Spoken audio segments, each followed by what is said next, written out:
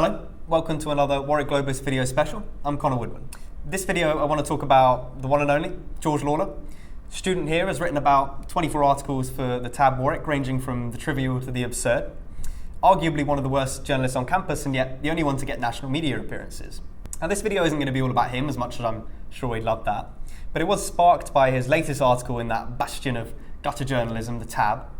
In it, he says he's embarrassed because Warwick is one of the worst universities in the country for free speech. What he's referring to is an article from Spiked which claims to rank universities according to their protections of free speech, and Warwick gets a red ranking. Now, firstly, the methodology used in this study is pretty dubious.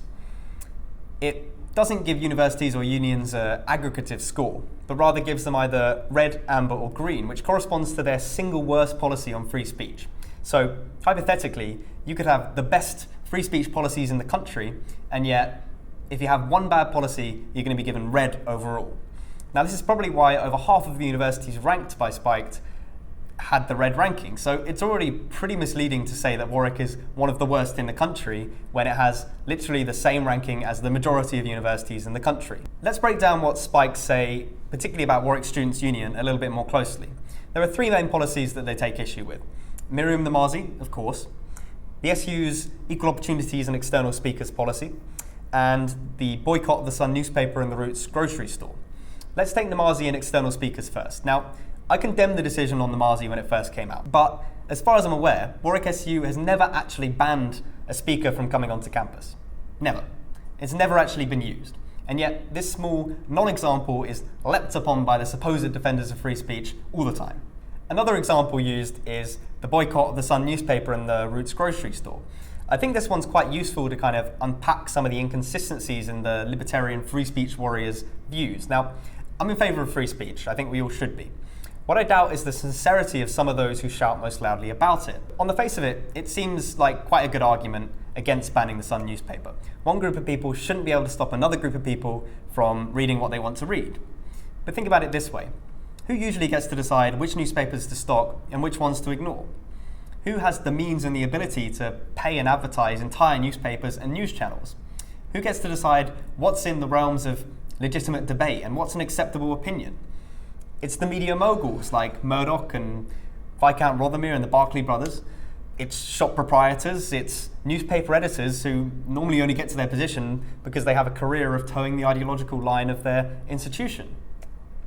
Who gets to be heard in Britain depends less on the quality of their writing than on the depth of their pockets, their ability to advertise their product, and their coziness with power. So to say that you object to small interventions in campus media distribution by a democratic body, but you don't object to the systematic concentration of media power in the hands of a tiny minority, then I don't think you really care about free speech at all. Liberal defences of free speech become an issue when they're more about preserving existing inequalities of power and influence than confronting the fact that who gets to be heard and who doesn't depends on a tiny minority. Now, the UN Convention on Human Rights defines free speech as including the ability to impart and receive ideas and information through any media, regardless of frontiers. Now, this idea of being able to impart information unimpeded is often kind of lost on your usual free speech advocates. In our society, the ultimate frontier, that of money and power, systematically restricts the range of acceptable views that you'll hear in the mainstream. It's no coincidence that I think, every single Murdoch-owned newspaper in the world came out in favour of the Iraq War, or that the one anti-Iraq war commentator in the US, Phil Donahue, lost his job because of it, and all of his colleagues fell into line. There's a kind of nexus between money, power, ideology, and class position, which came together around the Iraq war to marginalise dissenting voices and create this chorus of people clamouring for war. One should ask, why do the usual advocates of free speech have nothing to say about this? Why do they spend all their time complaining about non-existent or unimplemented no-platforming policies and administrative cock-ups like the Miriam Namazi affair? The asymmetry and anger demonstrated by the Free Speech Brigade is quite revealing. People like Lawlor use the free speech stick to attack feminists and even anti-racism campaigners like the Roads Must Fall in Oxford movement, which is just a complete bastardization of the idea of free speech. Let's take that example. Relative to when I'm speaking, just yesterday we had the news that Oriel College is not going to take down the statue of Cecil Rhodes because a group of wealthy alumni got together and said, we're going to pull the plug on all of your money if you carry out this action. That's it. Debate finished. Do the people who complain so loudly about free speech, free debate, rational discourse, are they going to condemn this undemocratic move? No, they're cheering it on because their ideology has very little with actually implementing an expansive notion of liberty.